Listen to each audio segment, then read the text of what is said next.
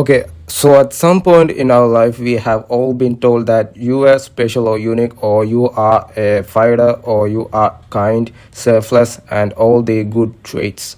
Well, I hate to break it to you or bring you down because all that is a lot of crap.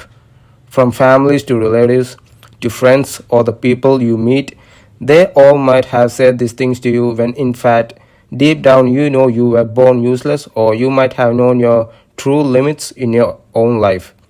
But your people have ignored it, and especially to yourself, because deep down, you also wanted all those words to be true.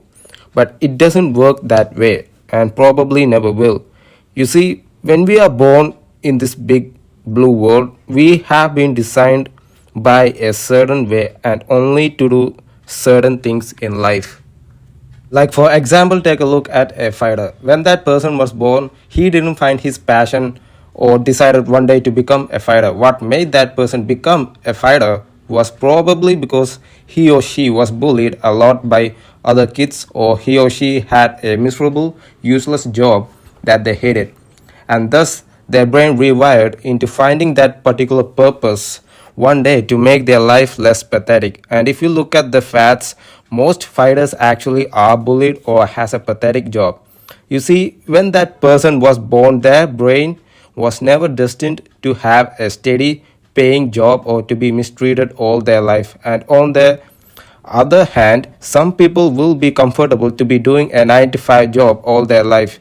You see, we have to find what our brain is compatible of and adapt accordingly. It doesn't matter if it takes too much time. Once you find that thing, your brain gets comfortable, and at a steady pace everything will fall in its place where it was always supposed to be.